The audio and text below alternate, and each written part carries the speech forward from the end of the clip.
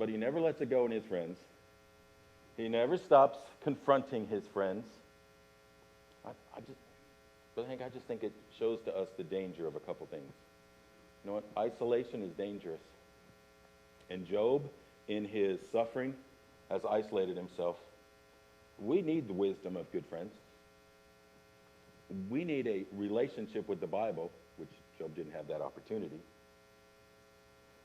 We need some things, or it is very easy for us to end up in this same exact place. Bad view of God, no understanding of life. And I mean, Job started well, but he is now on a downward spiral.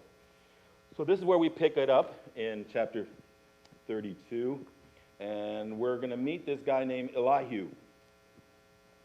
Now, after we go through 6 chapters of Elihu, God comes on the scene, and he's going to take Job to the woodshed for a few things that he said during this. And it's important we understand it's not a sin before, it's how he responded during that becomes the problem. And so we'll get into that, but it begins here in chapter 32. And so let's just jump in there. Chapter 32, verse 2. Then was kindled the wrath of Elihu, the son of Barashel, the Buzite, of the kindred of Ram, against Job, was his wrath kindled, because he justified himself rather than God. There's that switch.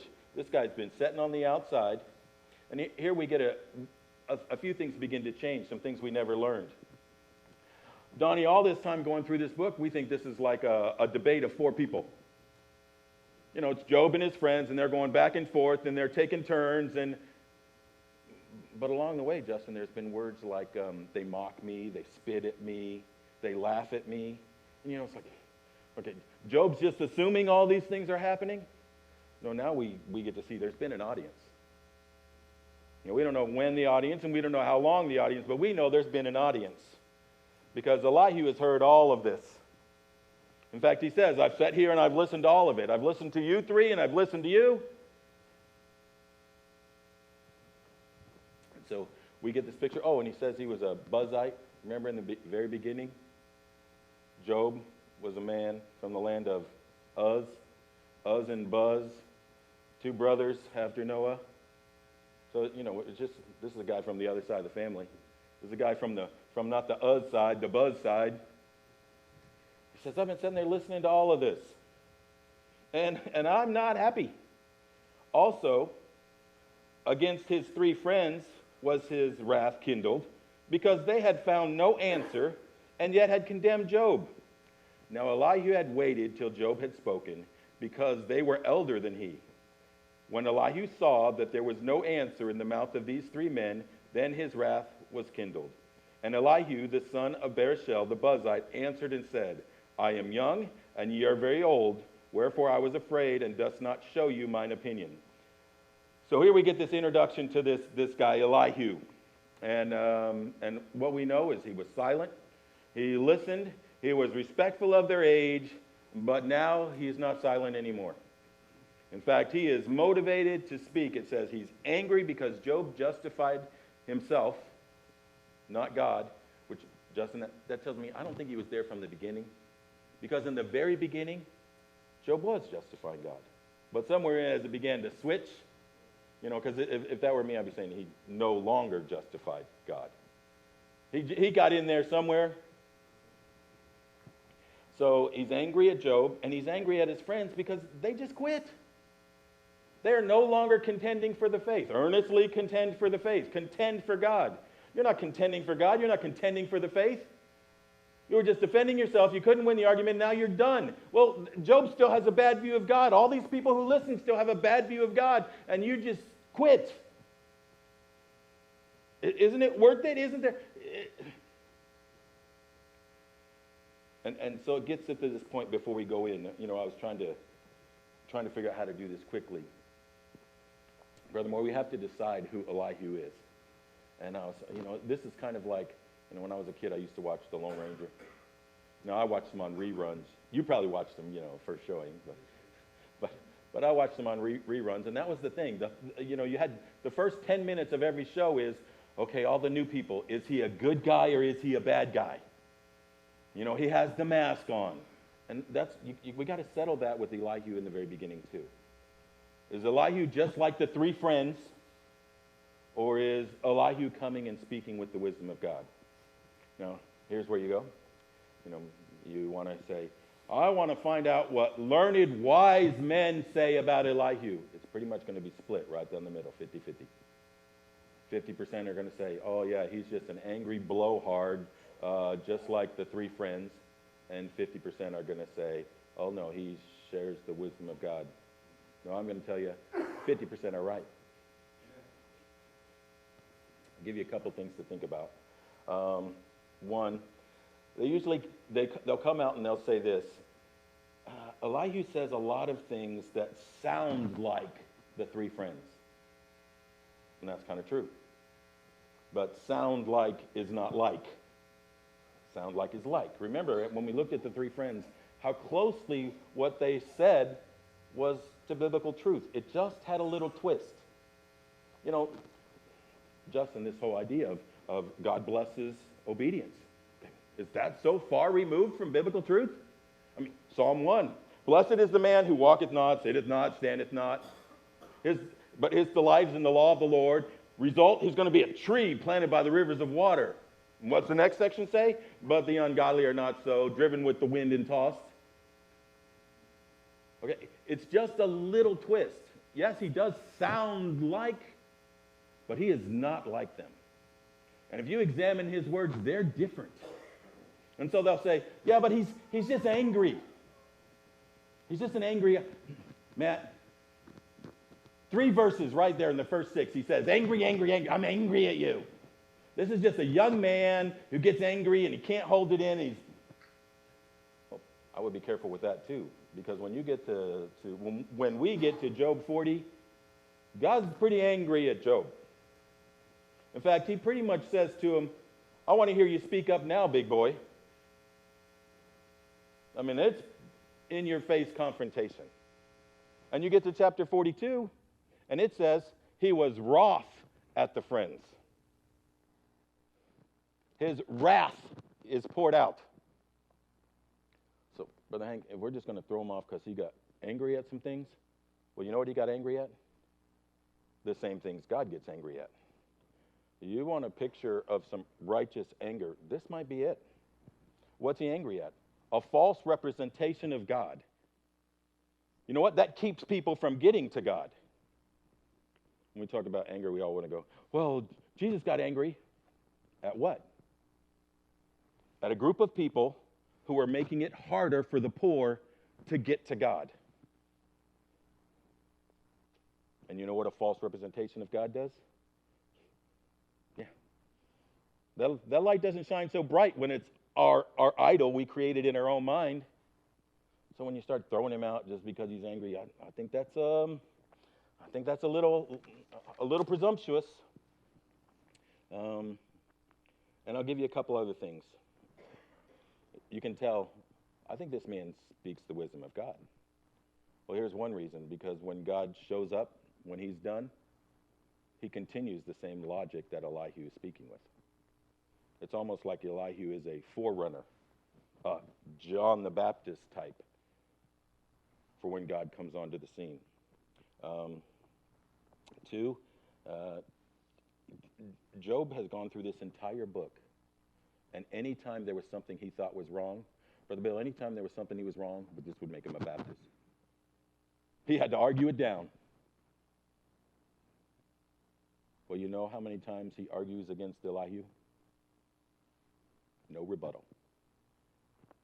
And every time Elihu clears his throat and catches his breath, he says, you got an answer? Speak up. If not, I'm going to keep going. I'll stop right now. And silence.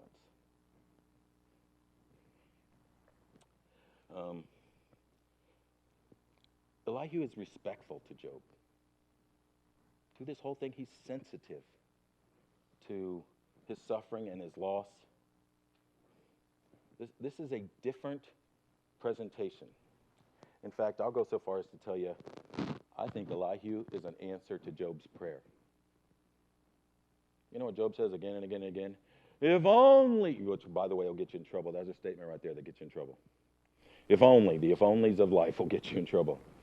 But Job says, if only there was someone here I could talk to. If only there was a mediator. Well, preacher, he just got a mediator. Except this mediator isn't going to change God's mind. It's going to change Job's. This mediator isn't confronting God for the error like Job had created. This mediator is speaking for God, challenging Job in his error. I think Elihu is an answer to prayer. And last, when you get to the end, and God confronts Job, and God confronts the friends, he does not confront Elihu. When we look at these 6 chapters, I really do think we're getting a good, godly picture. We're getting godly wisdom. He's speaking the same words that God is going to say himself. Now, that being said, we get an introduction to him in the first 6 verses. Now Elihu has to go through and he has to prepare his audience before he begins to speak. And that's because he's a young man. So he begins to prepare his audience in verse 6. And Elihu, the son of Barashel, the Buzite, answered and said, I am young. I know I'm young. And you're very old. And I was respectful. I was afraid. I did not show you my opinion. I said, days should speak, and multitude of years should teach wisdom. You know, you're the ones that should handle this. But there is a spirit in man, and the inspiration of the Almighty giveth them understanding. We're going to come back and look at that for a minute. This is what he says. He says, gray hair doesn't always have the right answer. Wisdom doesn't come from life and experience. Wisdom comes from God. Well, here, I'll just go ahead and do this right now.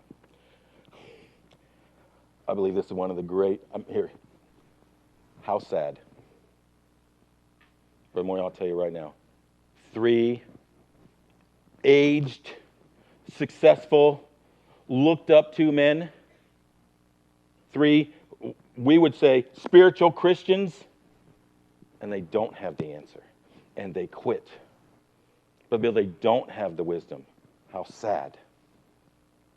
Now I'll tell you something else. Unfortunately, how common. There's a problem right there. A huge problem. I get a couple thoughts. I looked at this, and preacher, first thing, all I could hear was Paul telling Timothy, "Let no man despise thy youth." And it was great on that side. But then I thought from the side of the young person. Here was the young person, and he was respectful of their age, but he was also expectful.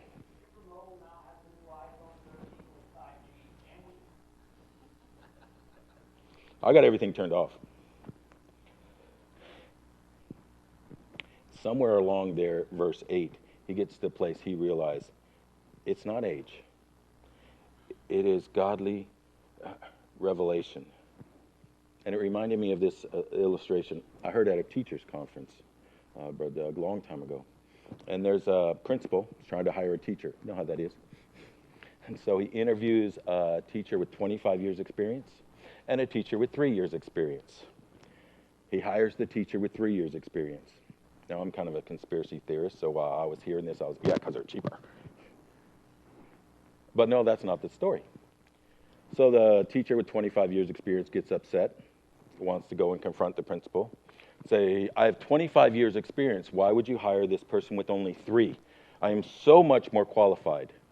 To which the wise principal said, I agree you've been doing this for 25 years, but I disagree that you have 25 years experience.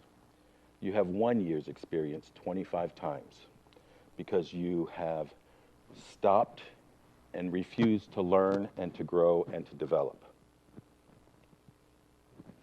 Brother Bill, I think we have a lot of 30-year-old Christians who have lived their Christian year 30 times. We are to grow in grace. We're to grow in knowledge. We're to grow in love. We're to grow in faith. And Job's just a picture of a group of very successful men who live their spirituality 1 year over and over and over again. I think that's a struggle.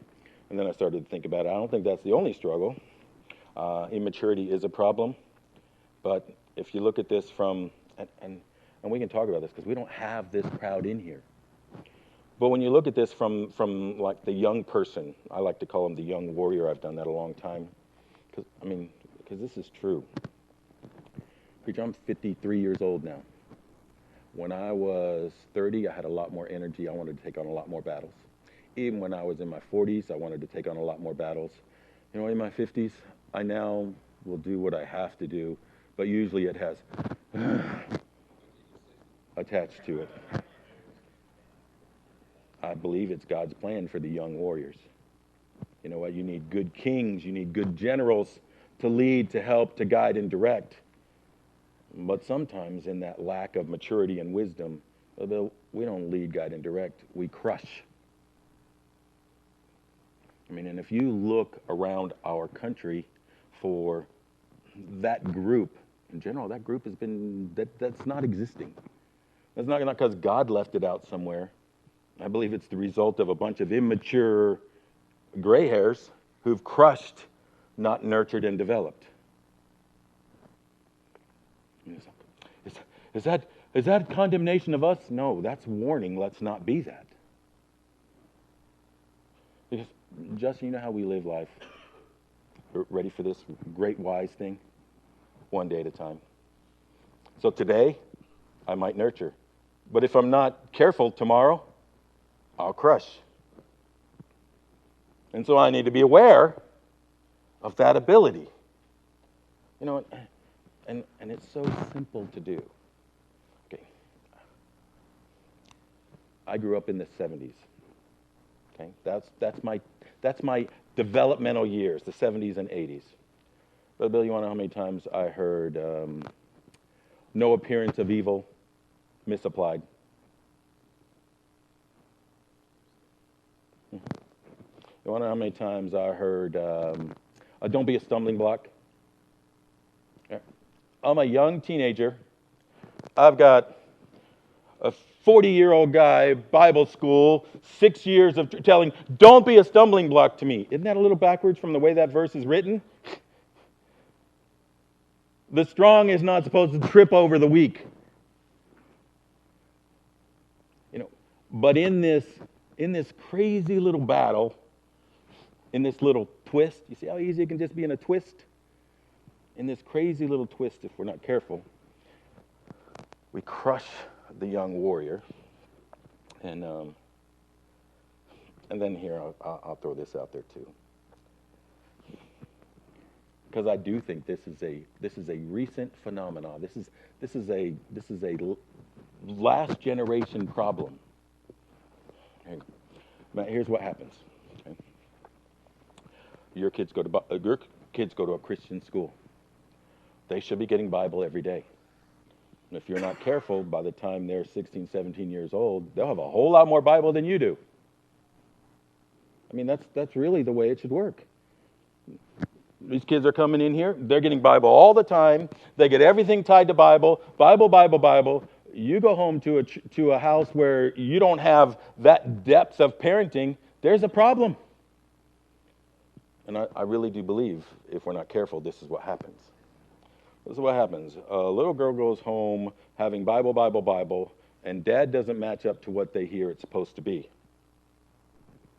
Well, this little girl doesn't know anything else except to say, Daddy, I want the best for you, and that means stop this or start this or be this or do that. I'm not making her bad for that. I'm making her a young warrior who cares about her parent. Or Brother Bill, you know what that does to that parent? That gives him an opportunity to either repent or to defend and rationalize and maintain his behavior. And when you do that, you want to know how often that child picks daddy over God? I'm just saying, if we're not careful, there are lots of ways we can crush and despise the youth. And he's in this picture And right now he's tiptoeing through that minefield saying, this should have been you. I waited for it to be you. I expected it to be you. This is who you are. But not trying to be ugly, you didn't. And now I have to say, wisdom comes from God. And that's what I'm about to speak. Justin, this is the guy we're about to spend some time with. 6 chapters.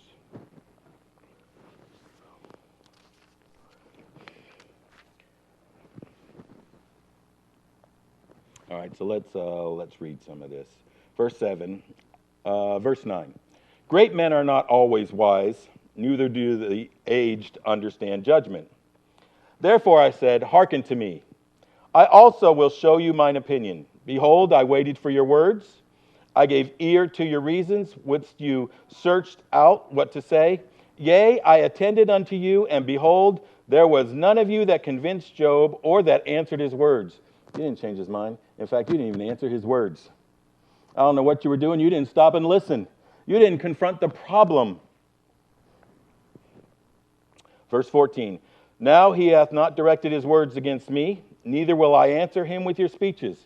You know, for those, he's just going to carry on what they said.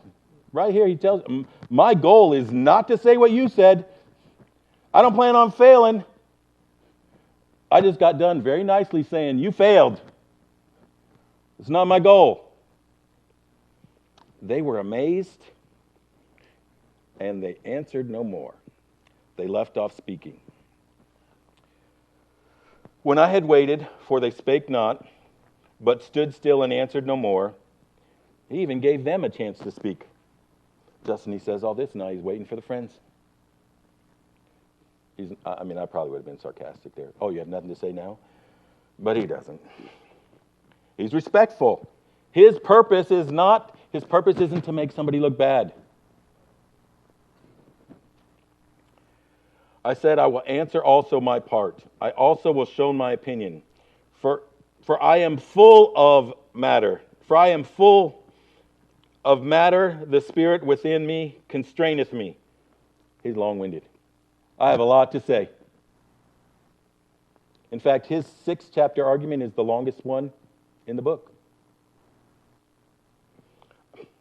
Behold, my belly is as wine which hath no vent. It's the skin that they used to keep it in. And he said, it's bloated. It's blown up. I can't handle anymore. I'm about to explode on the inside. I've just sat there and waited and waited and waited, and I've heard nothing. I've heard, this is what he's about to. Job, I've heard you justify yourself and doubt God. And I've heard you, nothing. I will speak, that I may be refreshed. I will open my lips and answer. Let me not, I pray you, accept any man's person, neither let me give flattering titles unto man. I'm going to be fair. For I know not to give flattering titles. In so doing, my Maker would soon take me away. I'm going to be blunt. I'm going to be honest. But I'm going to be fair. Then chapter 3. Chapter 3 is where he begins to correct Job. Oof. You got all those verses for me? I might have to go through pretty quick. And here's where he begins. 33. Wherefore, Job, I pray thee, hear my speeches, and hearken to all my words. Behold, now I have opened my mouth, my tongue hath spoken in my mouth. My words shall be of the uprightness of my heart, and my lips shall be utter knowledge clearly. The Spirit of God hath made me, and the breath of the Almighty hath given me life. If thou canst answer me, set thy words in order before me. Stand up. If you've got an answer for what I'm about to say, I want to hear it. Behold, I am according to thy wish in God's stead. I also am formed out of the clay. You asked for it? You say God's not talking to you? God's talking to you right now. God sent me here. Behold, my terror shall not make thee afraid. Job, I'm not here to attack you. I'm not your friends. I'm not trying to tear you down. I'm not trying to make you bad. I want to help you. Neither shall my hand be heavy upon thee. Here it is, verse 8. Surely thou hast spoken in mine hearing. I'm not going to talk to you about sins of the past. I have heard with my own ear I have heard the voice of thy words saying, I am clean without transgression, I am innocent, neither is there iniquity in me. Behold, he findeth occasion against me. He counteth me for his enemy. He putteth my feet in the stocks. He marketh all my paths. I listened to you, and this is what you said. God's the bad one, God's the bad one, God's the bad one. It's unfair. And actually, he's not misquoting him any. We could go back to Job chapter 13. In fact, Eric, you got those. Throw them up there real quick. Job 13. Wherefore hidest thou thy face and holdest me for thine enemy? You're hiding from me, God, and you've made me the enemy. Wilt thou break a jump to 16. I don't want to go through all those. He teareth me in his wrath. He hateth me. He gnasheth upon me with his teeth. Justin, this is the same God that, he was trusting in and loving. Now he's the enemy. Now he's berating me. Now he's gnashing upon me. 19. Behold, I cry out of wrong. I'm wronged. You see how that's grown? I can't really say it's growth. It hasn't grown. What has it done? It's slid backwards.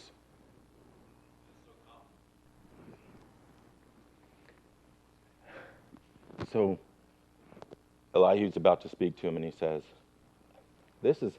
Job, listen to me. I'm not here to beat you up. This isn't about what you did to deserve this. This is about what I heard you say. And what I heard you say is I've heard you become the victim and God to become not the loving Savior, not the one who cares for you, not the one you can trust in, but the bad guy. I'm going to talk to you about what I've heard you say.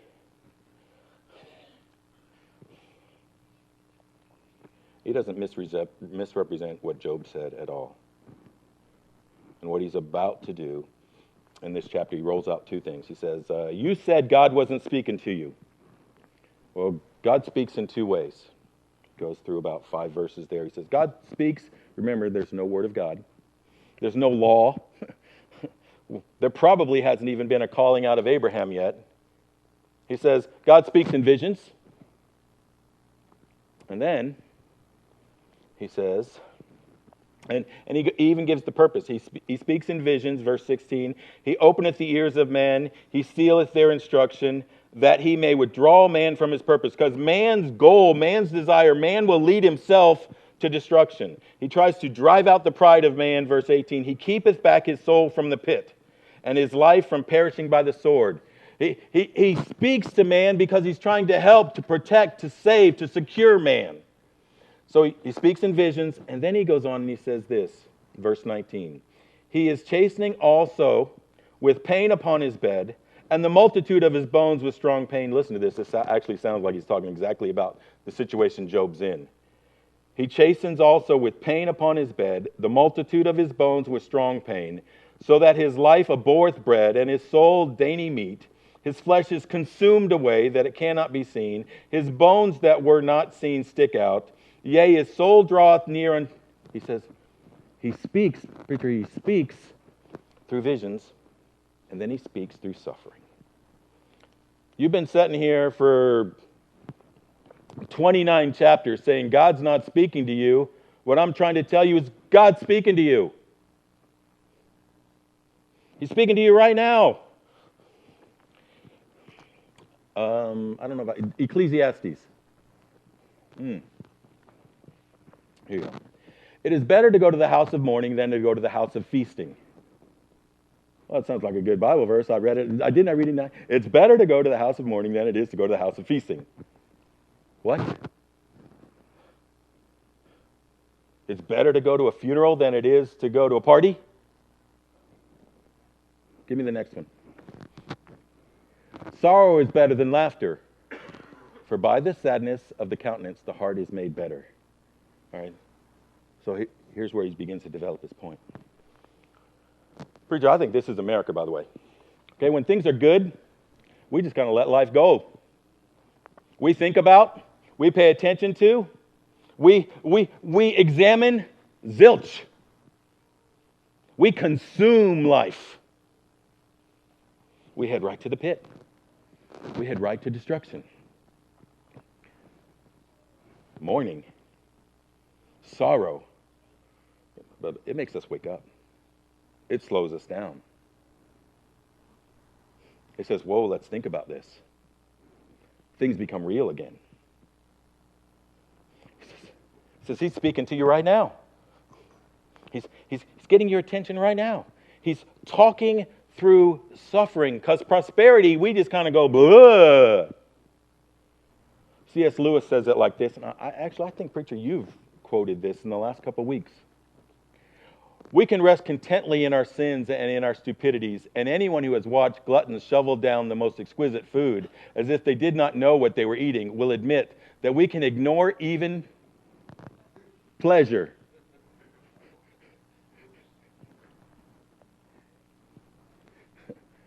But in pain, God shouts. Right? He gets our attention. He wakes us up. He says, look at me. That's the beginning. We're starting to roll this out. What's the purpose? Oh, I'm out of time. Well, we're going to start with all those verses next time. Here's what happens. Justin, if you were speaking up here and you said all these things, I'd be right there. I'd be saying, yeah, but I want to learn these things without pain. No, I would. I want, if you just put me in the right situation and get me the right people and give me the right book and I'll commit. I do not want to go through these things. I want to learn about. So, and then you, smart guy, you would roll into. So, Brother Jeremy, you mean you want to get into the perfect situation where there's no sin and everything is pristine, and you think that would work for you? Well, we call that the garden. And it didn't exactly work out.